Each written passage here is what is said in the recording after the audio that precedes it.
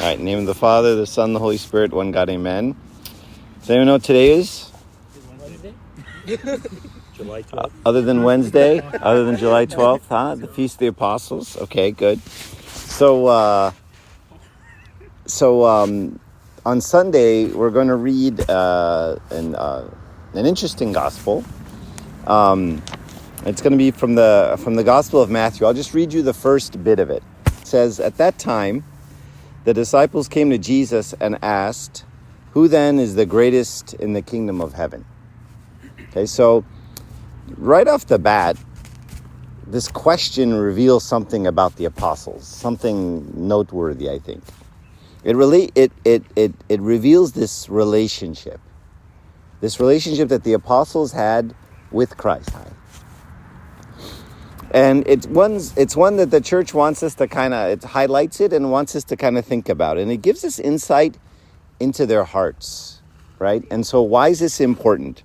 And I want to take a moment and just kind of evaluate the question, first of all. The question was about the heavenly kingdom. And I like that.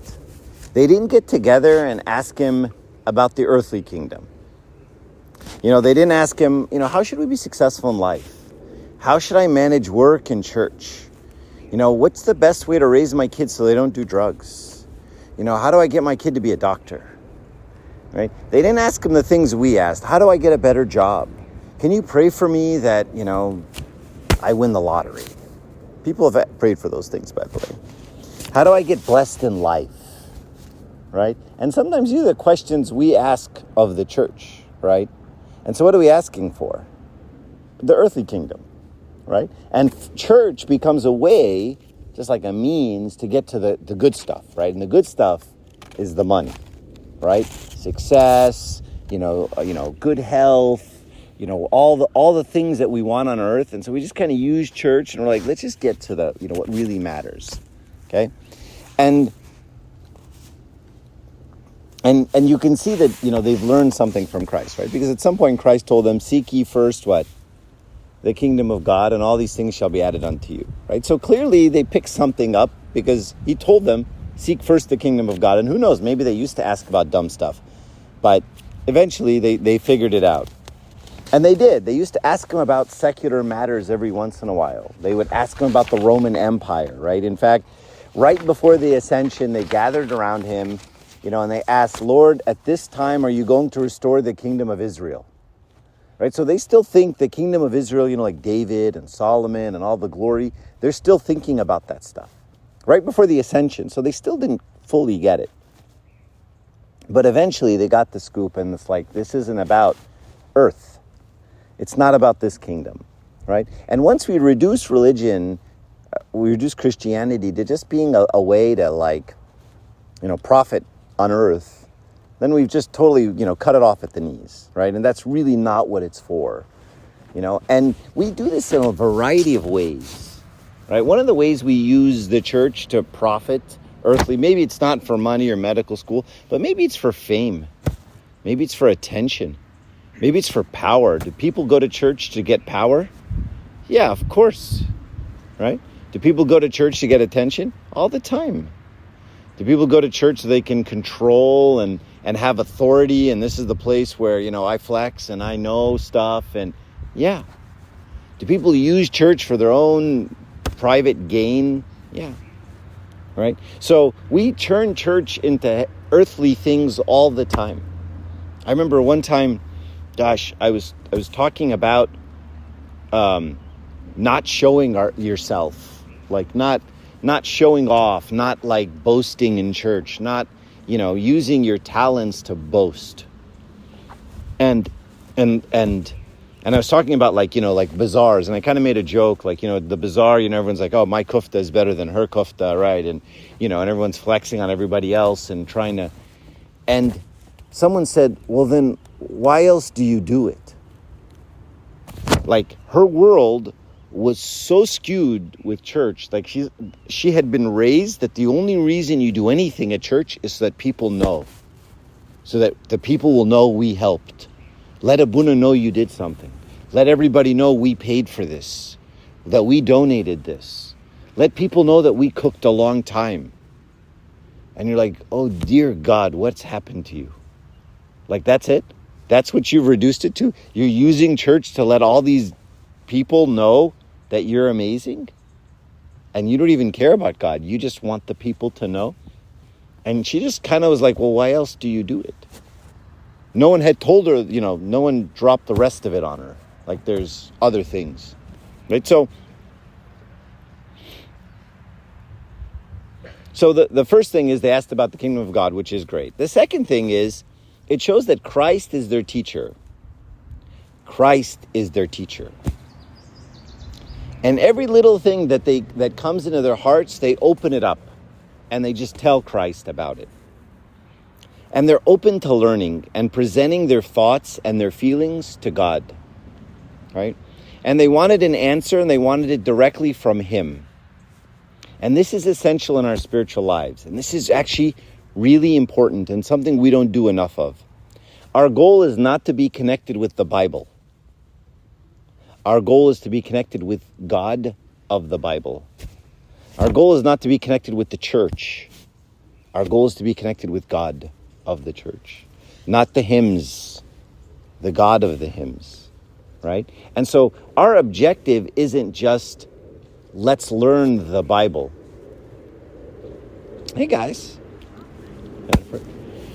Right? Our goal is never, let's memorize verses from the Bible, right? Because nowhere does the Bible claim to be the way, the truth, and the life. Jesus is the way, the truth, and the life. And the Bible points to Him, but it's not it.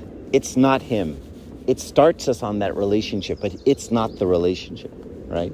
And so once we limit God and we say, I've got these verses memorized. I know church. I know hymns. I know service. I know the names of the priests. I know the name of, the pastors.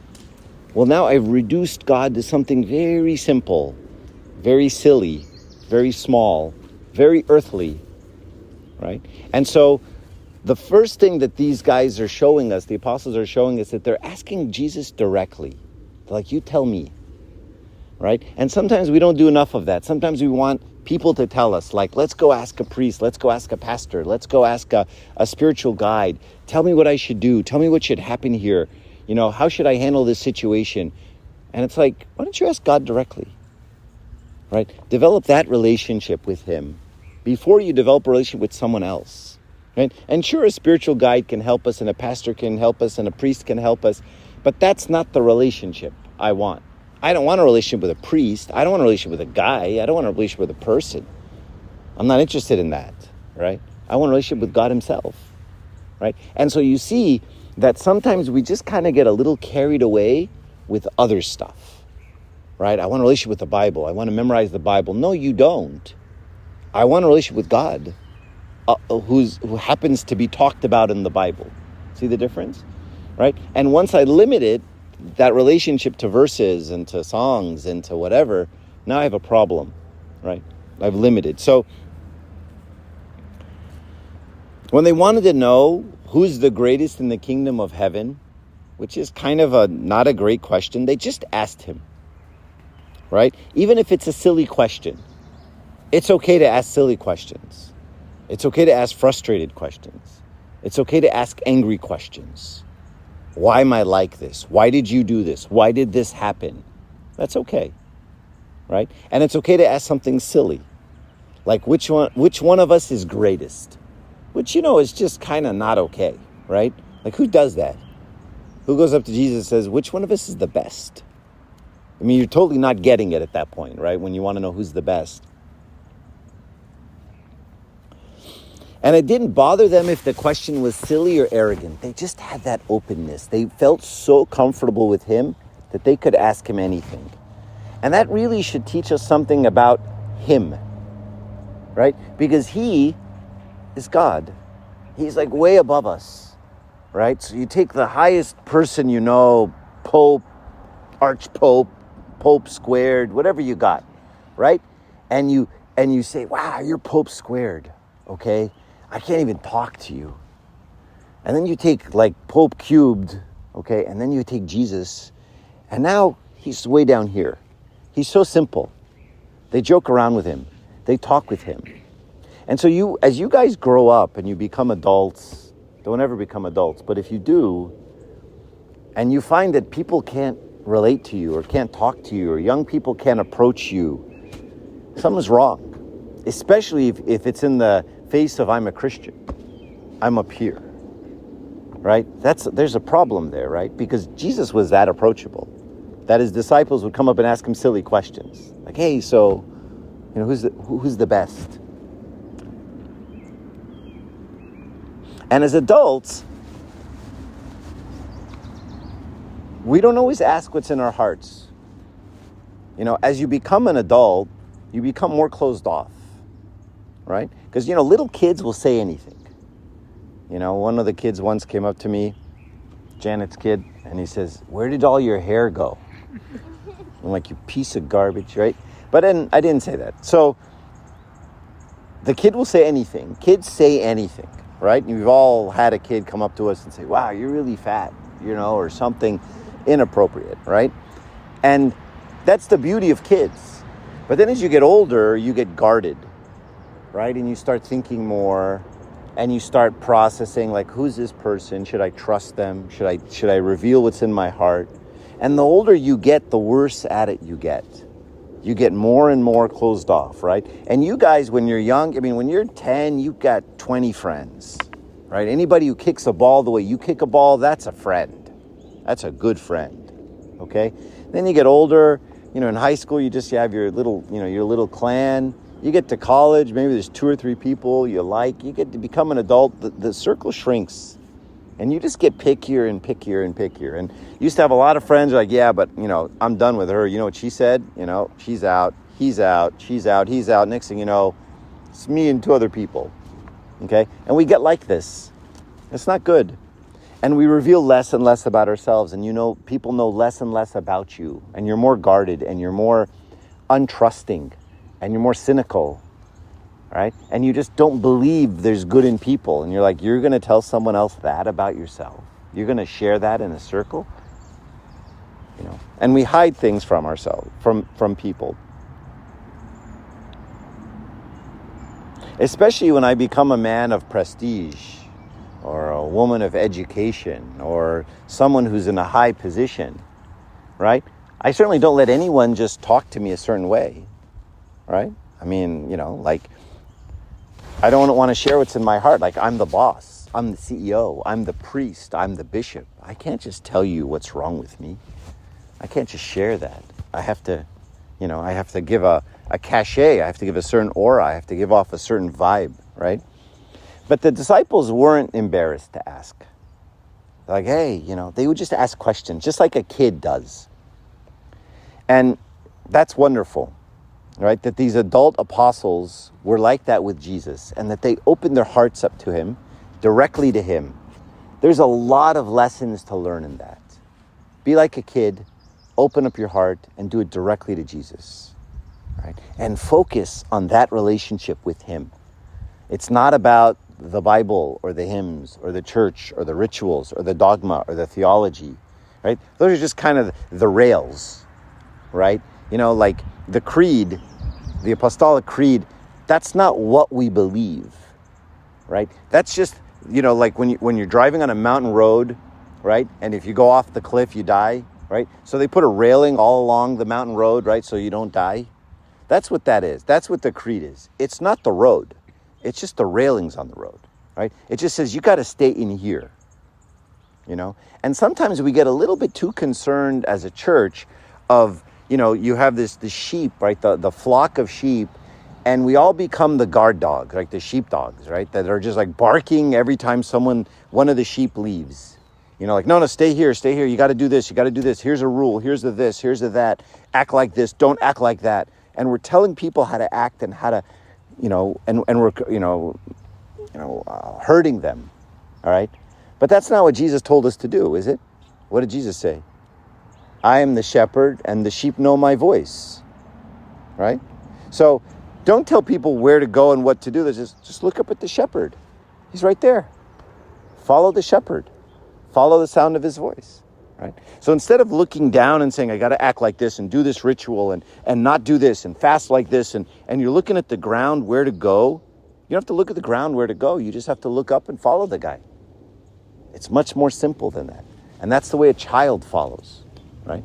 A child walks behind their dad or just holds their dad's hand or their mom's hand and just follows, right? You hold a kid's hand, and you guys probably can still remember walking and holding your parents' hand and not knowing where you are, where you're going, or what's happening, but my dad's right there, right? And as long as I'm kind of holding his hand, I'm just kind of looking around. I'm not worried about a car hitting me. I'm not worried about a dog biting me. I don't care. Just walking, holding my dad's hand, looking around, and he pulls me this way. I kind of go that way, right? And it's a very different feeling. I don't know if you ever felt your dad letting go of your hand. I don't know if you can still remember that, but it's a moment where you're like, whoa, he let go. Right? I have to kind of look around now. I have to watch out for the cars, watch out for the dogs, watch out for the people. Right? And so life is like that, where we just, if as long as you're holding dad's hand, everything's fine. You're still walking around, but I've got dad's hand. And so Jesus picked up on this characteristic, right? They asked him, who's the greatest in the kingdom of heaven? And he's like, I like these guys. They're kind of like kids. And so what did he just do? Imagine if Jesus had, they said, who's the greatest in the kingdom of heaven? And he said, which one of you guys has a PhD in theology? I want a guy with a long beard, right? Someone, like an archdeacon, the highest rank known to man, right? And, you come up here, sir, with your beard and your theology degrees. And how many years did you live in the monastery? 90 years? Beautiful. That's even better. You've lived a monk 90 years. You see this man? This is it. This theology PhD and this monk and this guy with a really big beard and he frowns all the time, and this is who we should emulate. Imagine if he'd pulled up, one of the Sanhedrin guys, right, and just said, this is your bogey. This is what you want to be like. What would that do to you? Probably discourage you. You're like, all right, well, I'm not that guy. I can't be that guy. I can't be this good. Whatever. I'll move on. I'll find another master, right? But then imagine he pulls his little kid. Imagine the scene. Just takes a little kid. Imagine some little kid walks up and I go, you want to be like this guy, this little kid. Little kid's looking around like, do I get candy at the end of this? Is this guy, going to give me candy? And he's just dumb. And he goes, you want to be like this dumb kid? And then I think to myself, I can be like a kid. That's easy. Right? In fact, if you tell someone, this is easy, you can do it. Even a kid can do this. Even a child can do this. That's the way you let everyone know it's easy to do. You see, even a child can do this. And so what Christ is telling them is that easy to go to the kingdom of heaven.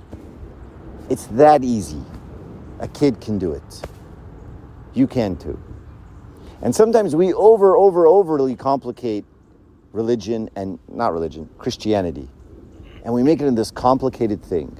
It's really not complicated. A child can do it. In fact, Jesus said it a certain way, didn't he? What did he say? And he never talked like this, by the way. He said, unless you become a child, you cannot enter the kingdom of heaven. That's big. Jesus never talked like that. He would say, blessed are the merciful, blessed are these people. This is really nice. Be good. But he never put conditions like that. He never put if-then statements. He never said unless, then. But he did here. And it's one of 2 times he ever did. Unless you become like a child, you cannot enter. So this is a big thing. This is the most important thing. In fact, this is arguably the only thing we should be working on as Christians. Be like a kid. Right? And if a kid can do it, I can do it. Right? So the first thing that sentence tells me is it must be simple. It must not be that complicated. I must not need a PhD because most kids don't have a PhD. I must not need a degree in theology. I must not need to be a scholar. I must not need to be a lot of things because kids aren't any of those things. Right? He says, truly I tell you, unless you change and become like little children, you will never enter the kingdom of heaven. Therefore, whoever takes the lowly position of this child is the greatest in the kingdom of heaven. So the first thing I think is, man, that's easy. And that's encouraging. I mean, you want to kind of ask, like the right-hand thief. You can imagine, when he dies and he goes to heaven and the angel says, how did this happen? How'd you get in here? You never went to a Bible study. You never went to a hymn class. You never went to church. You never helped anyone. In fact, you were cussing out Jesus with the other thief just moments before. And then something happened and you got convinced. But how did you get in? You don't know anything about the doctrine of sanctification. You don't know anything about the Trinity. You don't know about the nature of Christ. You don't know about all the dogmas and things that we have going on. You haven't read a lot of books. How did you get in? And on what basis are you here? Now, you can answer that question one of two ways, right? If you answer that question in the first person, and you say, well, I'm in heaven, let me tell you, and the angel says, why are you here? And you say, well, I'm here because I lived a very good life. I used to, give to the poor.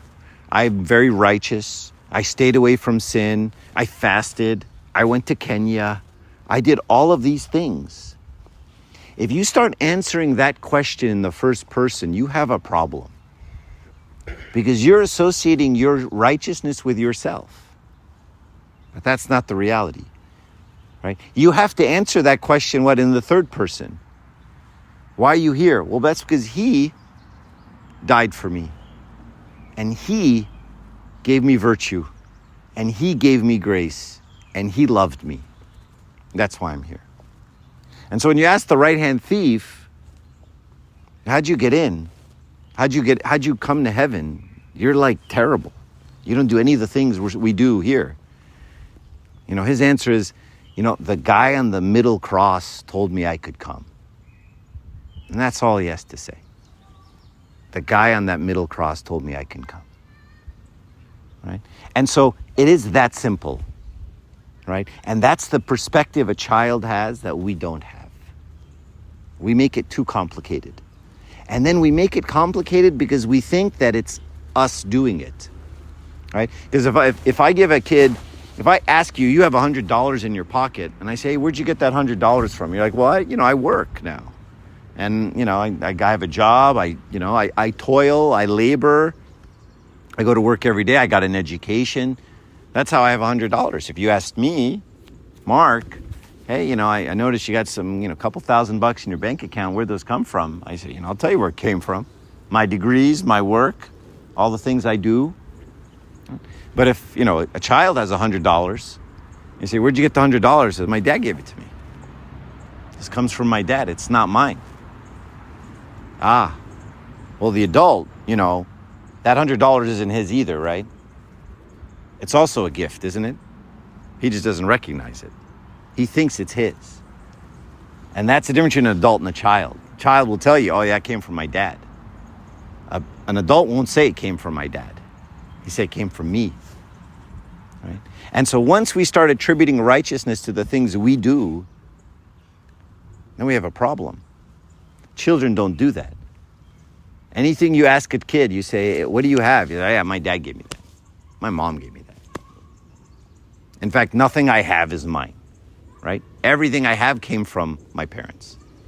And if you can get that perspective, then it's a beautiful thing, right? Because then when someone praises you for anything, what do you say? Yeah, I have that thing. My dad gave it to me, right? C.S. Lewis has this great quote where he says, look, if someone says, if a woman is beautiful and someone says to her, you're beautiful, and she goes, no, I'm not beautiful. Well, then she's lying, right? Because she is beautiful, right? Or if someone's really smart, some guy's really smart, and he goes, hey, you're really smart. And you go, no, I'm not smart. Yeah, you are. You're smart.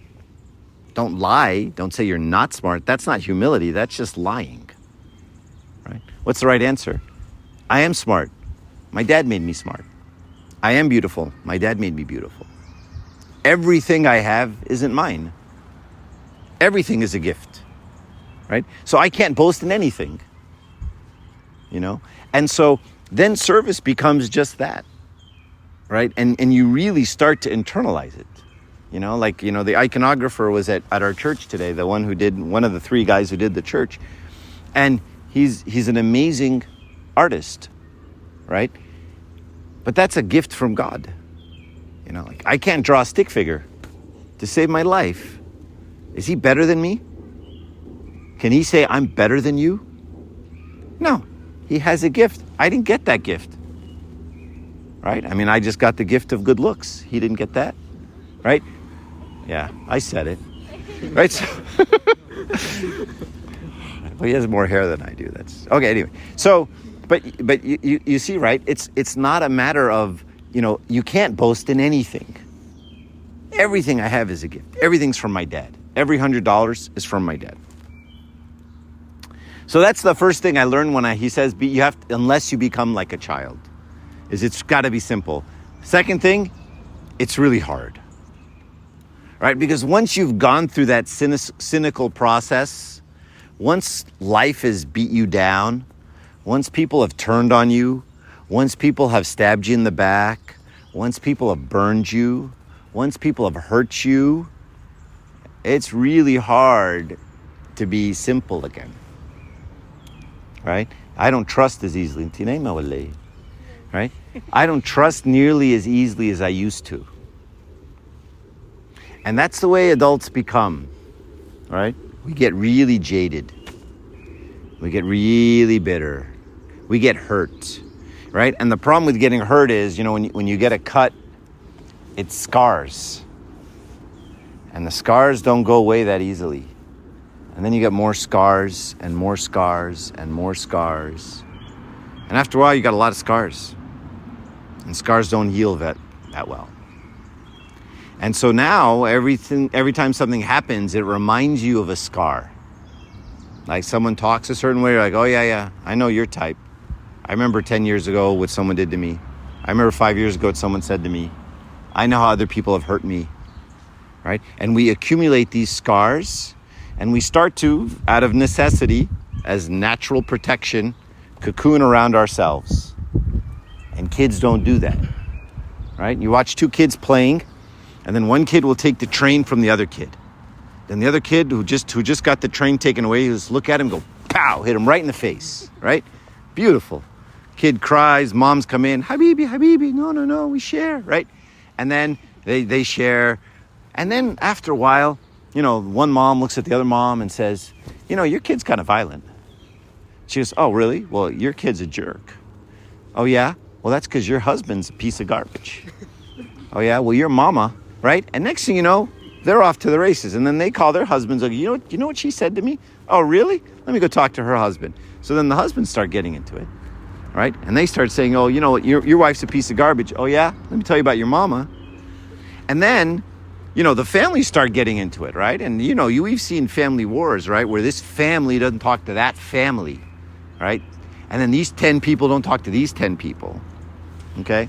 And there's a proverb about two kids that got in a fight, and then the parents started fighting, and then the family started fighting, and then the villages started fighting, and then it turned into a war between these two states, and they were fighting and killing and attacking each other. And at some point, someone stopped and said, hey, by the way, where are the two kids that originally started all this? And where are the two kids? They're playing again with each other. They're over this, right? It took them all 14 seconds. You get hit in the head. Your train gets taken away. And next thing you know, they're playing again. That's what kids do. We don't do that, do we? Right? We get burned once, get burned twice. Like, yeah, we're not going to play together anymore. You and me, we're done. I don't talk to him anymore. I don't talk to her anymore. Why? Well, you know, they're just not good people. They don't play fair. Right? And then as adults, we accumulate this kind of bitterness and we get jaded, right? And we just don't trust like we used to. And kids aren't like that. So it's really easy to go to the kingdom of heaven because that kid can do it. But once you become an adult, it's hard to be a kid, right? And so what is what is the process of becoming childlike, right? And the words Jesus used are interesting. He says, unless you change and become like little children. So he goes, I know you're not. I know you're not that simple. So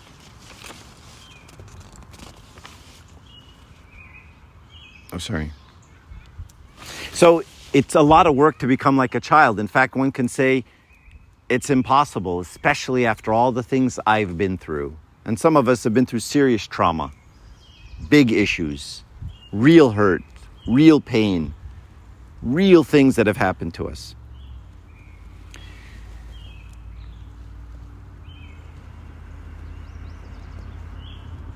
So what does it mean to be a little child? Well, let's think about a child. What are children like? They're annoying. Just like a few minutes ago, this little kid walked up to us and sold us popsicles. $2.50 each. Like an idiot, I bought 3. She's so cute. And we even asked her, we said, what's this for? Are you saving up for something? Do you want to donate it to the poor? She said, no, I just like money. I'm like, okay. It's kind of what she said, right? And so kids, she's a bad example. Right? But what are the characteristics of kids is they kind of go to their parents for everything. They need something, Mom, I need. Dad, I need. And they annoy their parents over every little thing. I don't like this kind of food. I want you to get this kind of food. I want you to buy me this. I want to go here. I don't like to go there. I don't want to stay up late. I want to go to bed early. I want to go to bed late. And so the question is, should we be like that? Should we annoy our parents? Should we annoy our Heavenly Father with all kinds of requests? Absolutely. All the time. Just like a little kid. I don't like this. I don't want to be here right now. I want to go there. I want them to stop talking to me like this. Let your requests be made known to God in everything. Just like a child. Let nothing come between you and your dad. No matter how silly it is, even if it's, hey, which one of us is the best? Which one of us is the greatest? It's not a question an adult would ask, but a kid would ask it. Ask. And develop that relationship with your Father, because it is very personal and it's different for all of us, right?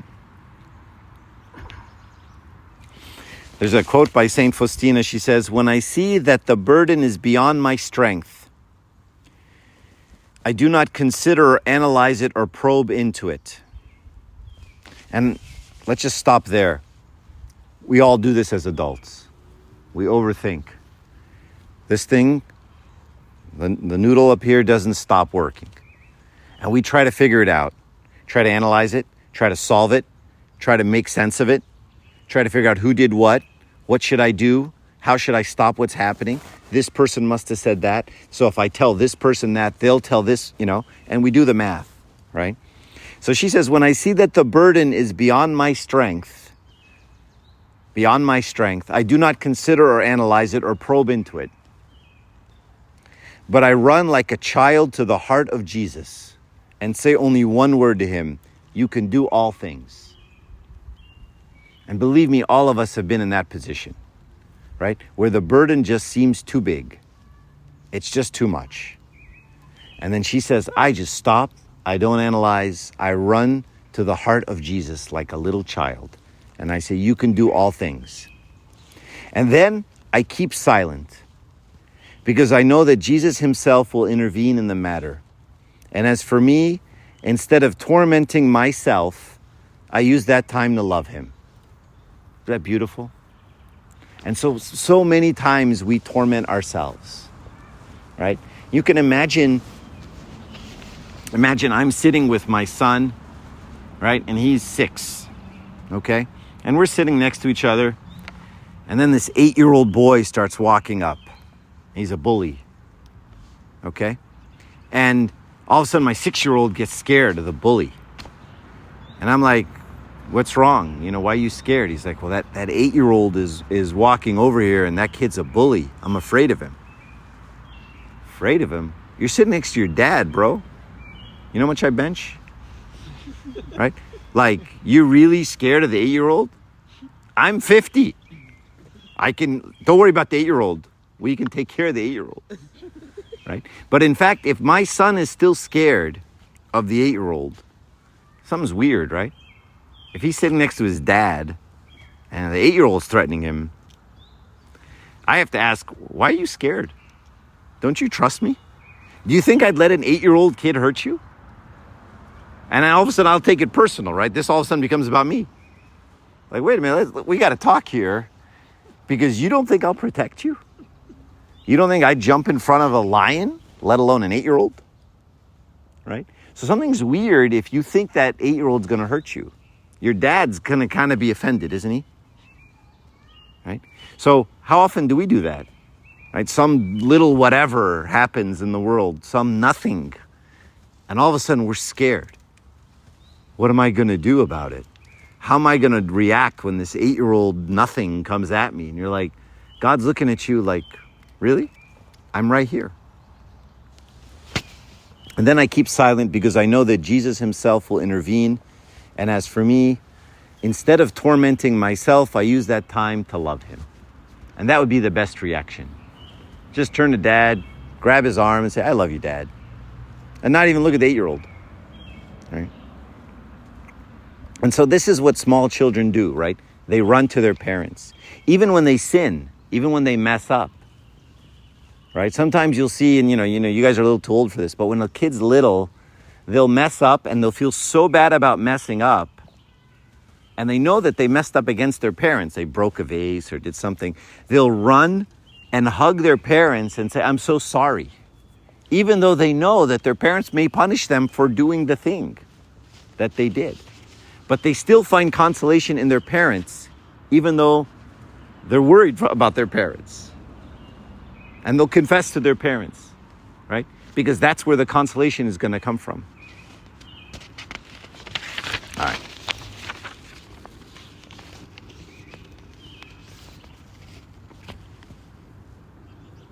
Anybody have any questions? So the only thing I wanted to add to all of this is, I think there's mosquitoes all over us, is the concept of how do I, this I versus he concept. And I think sometimes we mistake, we have a lot of I's in the church and Christianity. I did, I gave, I served, I do, I attended church early, and not a lot of he's. And sometimes I think we mistake, when St. James says faith without works is dead, we think, what are these works that we're talking about? What are the works? Can you guys answer this question for me? What do you think works are? What do you think the things you do are that get you into heaven? And unfortunately, sometimes the answers are very wrong. Well, I fast. I go to Tizbihah. I go to church early. I give money. I. And sometimes we think that those things are the things. That sometimes by doing those things, I have earned heaven. Right? That I'm gonna, do a bunch of stuff. And then the problem with that concept becomes what? When someone doesn't earn heaven in your eyes, and then what do?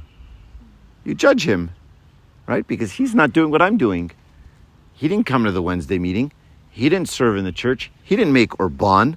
I make Urban, the best Urban, said Jolene. Right? So these are the things, right? I got up early and I made Urban. God's going to reward me for that.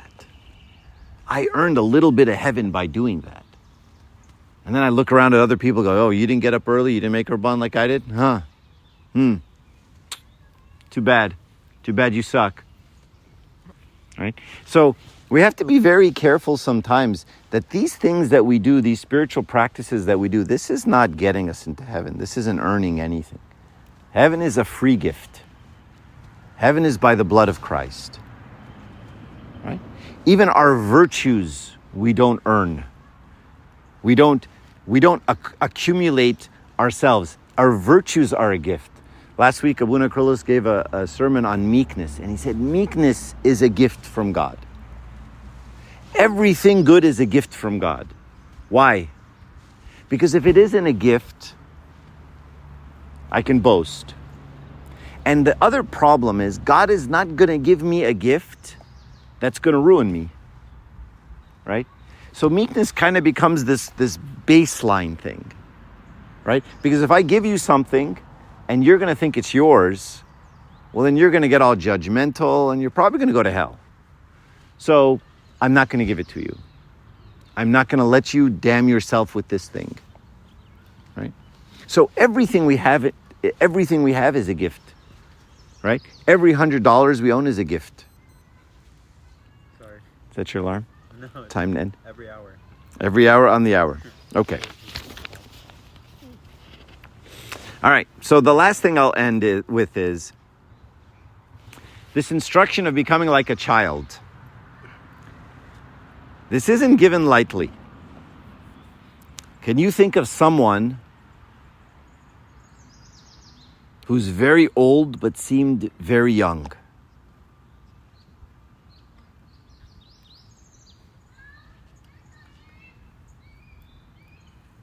Anyone?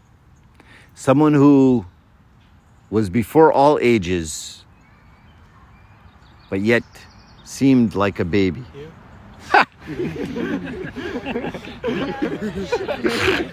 That sucked. You even have the bald head, like it's like perfect. All right, isn't it though? Before all ages added up, and then like bald head, and just Throws it off a bit. Moving right along. So who can I think of that is before all time? She impresses herself with her comedy so much. Her laugh is infectious. I will say that. Right? So the instruction that Christ is giving, even this instruction, who's he talking about? Himself. Right? And so you have someone who is before all times and then yet comes in the world like a baby. Right? And grew up little by little and was taught little by little. So he's really talking about himself and he's saying, you want to be like me? Right? You want to be... Now she's giggly. Now she's going to make comments. No, not me, Jesus. Okay? We're talking about Jesus. Focus. I don't want to be bald. Yeah, okay. I don't want to lose my hair. She's losing it. Speaking of losing it, right? She's past her bedtime, right? And so when you think about this characteristic, right?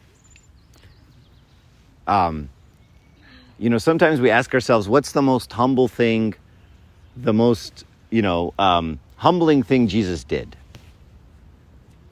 What's the answer? What's the most, huh? Incarnation. Is it? Wasn't it the cross? The cross. Yeah. What's the most humiliating thing that Jesus did? Right? So we sometimes say it's the cross. Right? He jumped the gun, right? Don't ruin the thing. Okay. So I'm kidding. No, you're right. Right? So sometimes we'll say the cross is the most humiliating thing Jesus did, right? He got humiliated, he got spit upon, they beat him up, they did all these bad things, right? But that's not actually the right answer, right? The right answer is the humiliating thing he did before the cross, which is what? Coming into the world, lowering himself, right? Becoming a human being, like every once in a while we'll see, a bishop come and he'll sit on the floor with the kids and we're like, he's so humble. He's a bishop and he sat on the floor. So humble, right? That's not humble. Big deal. Right? Crisscross applesauce, not a big deal. But what if you're God and then you become a man? Right? I'll tell you guys a story. I was, a few years ago, we went to go feed the homeless in Santa Ana. So we're out there on a Saturday. We're handing sandwiches out to people. And I'm feeling really good about myself because I'm holy at this point. And I'm giving out sandwiches. I'm saying, God bless you. You know, I'm doing all the right things. And I'm talking to this one guy, and, you know, there's something about him. It just strikes me. I'm like, what's your story? He goes, oh, I'm a math professor. I'm like, what? He goes, yeah, I'm a math professor. And, you know, I taught at college for years, and I would come out just like you, and I would feed the homeless. And then I got to know them. And then I realized that, you know, they only trust their own. They don't trust you. So I became homeless so I can serve them. I'm like, what? He's like, yeah, so I gave up everything and I live with them. I'm homeless now. I eat what they eat. I hang out with them. I live with them. I teach with them. I pray with them. I teach them hygiene. I teach them, but I'm with them. And I was just blown away. Like, you want to talk about handing out sandwiches on a Saturday, right? And this guy says, yeah. I mean, he gave it all away. It's not like he's got this bank account stashed away somewhere. He just he sold everything, gave it to the poor, and became homeless. And he's like, now I know where all the good food spots are. I know where you can get warm soup. I know, you know, when it gets really cold, where, you know, which subway I have to go to and, you know, where I have to go underground. And he knows all the spots. He lives like this. And I was like, my gosh, you were a professor. You had so much and you gave up so much. And then you think, holy moly, what did Jesus give up? Look at where he was and look at what he became. I think this guy's humble. Relatively speaking, that's nothing compared to the humility that Christ took on by becoming a human. Forget the bishop sitting on the floor. Forget this guy giving up being a professor to become a homeless guy. Right? And so that's the ultimate act of humility. Okay? And it's amazing. Right? So when Christ has become like a child, he means it. You know, he's putting his money where his mouth is. He did it. Right? And I'm becoming in his image and his likeness by doing it as well. Right? So I guess I'll summarize, right? As you guys get older and you become more jaded and bitter and resentful and angry and the world just messes with you, we have to fight this fight. Don't become an adult. Adulting sucks. Adults suck. They're all bitter, jaded, angry people who don't trust anybody. Yes, Nathan? Do you think that, you think it's adults who teach children how to be adults, or do you think children as they grow eventually? I think it's a little of both. Unfortunately, a lot of adults giving advice, will, and it's well intended, right? I mean, like you're trying to protect your kid. So you're like, look, that boy, I don't think you should talk to him. I don't think you should trust him. I don't think, she may stab you in the back. Be careful with her, right? And they plant these seeds of doubt in other people instead of letting you, focusing on the good in people, right? So I think both happen. But then, of course, we have our own experiences, and then we get, and so that's the work. And he says here, unless you change, you cannot enter the kingdom. So that's the goal, guys. Become like a child. Don't think it's yours. Talk in the third person. Nothing you have belongs to you, right? Focus on that meekness. Focus on that forgiveness. Focus on getting, hit in the head. Someone takes your train and you just go, let's play again, right? Be like that. Allow yourself to be exposed and be open like that. Right? And yeah, it causes more pain, but then there's that childlike simplicity that we see in the saints, right? Sometimes you'll even see it in like the old people, right? This old teta who giggles and laughs like a child, right? And is so simple, and the little things excite her or excite him, right? The Giddu who's just the cutest, sweetest little person, and you could hit him on the head and he'll like, and you say, oh, I'm sorry. He goes, oh, no problem. And he'll forgive you and love you anyway, right? These are the people we should be emulating. Don't go for the bitter and resentful. I'll stop there. Does anybody have any questions or comments? Yes? So we're supposed to like mimic this childlike innocence. And I think I've heard it that innocence is a virtue. Is that a virtue that can be regained once lost? Sure. I mean, and the struggle isn't to regain the virtue. Like, when you say, I need to be innocent, I don't think that's the way it works. I think the struggle is against myself so that God can work in me. So even the virtue of innocence is a gift. The virtue of meekness is a gift, right? And the struggle is opening myself up so that God can do, right? And allowing God to work in me. That's where I have to struggle against me. I get me out of the way and let God do. And then he does. Still giggling? She is. I answered that question. Yeah, you did. Any other questions? So I have to be bold to like I'm not going to answer any more of your questions. Anyone other than her? willing to like Some give it babies up. are born with hair. What? Some babies are born with hair. Yeah. I What know. baby is you looking at? No, babies are born with hair, then they lose it. Yeah. And then it comes back. Anyway, that's not important. What is, any questions? Other than her? All right. Glory be to God forever. Amen.